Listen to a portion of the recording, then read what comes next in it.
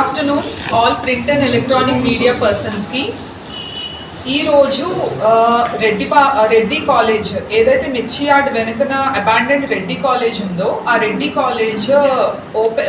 College గ్రౌండ్స్లోని కొంతమంది ఒక వారం రోజుల క్రితం గాంజాని కన్జ్యూమ్ చేస్తూ నాకు రైడ్కి వెళ్ళిన ఎస్ఐ మహేష్ అండ్ క్రైమ్ పార్టీకి వాళ్ళు దొరకడం జరిగింది.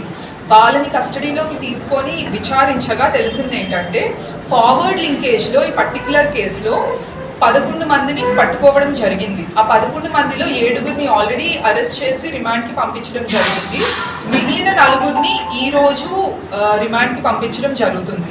అలానే బ్యాక్వర్డ్ లింకేజ్లో 4 కన్జ్యూమర్స్ కమ్ పెడ్లర్స్ని ఐడెంటిఫై చేయడం జరిగింది with intact 3 kilos of ganja.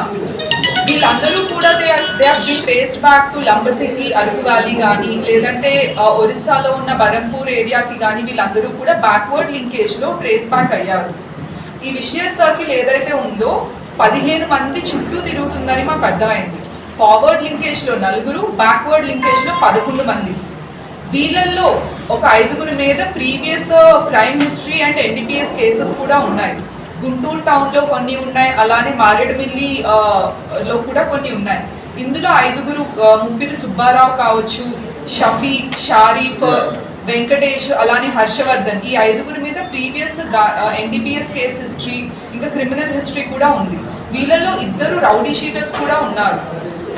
So క్రైమ్కి గాంజాకి మధ్య ఉన్న రిలేషన్ ఈ పర్టికులర్ కేసులో మాకు అర్థమైంది.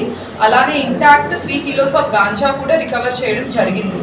ఈ కేసుని మేము ఎనీ అదర్ కేసు లాగా చేయకుండా ఇందులో ఉన్న కంప్లీట్ సైకిల్ని చైన్ని బ్రేక్ చేయడం జరిగింది. సో అందుకని ఈ పర్టికులర్ కేసులో 15 మెంబర్స్ని అరెస్ట్ చేసి రిమాండ్ పంపించడం కూడా జరిగింది.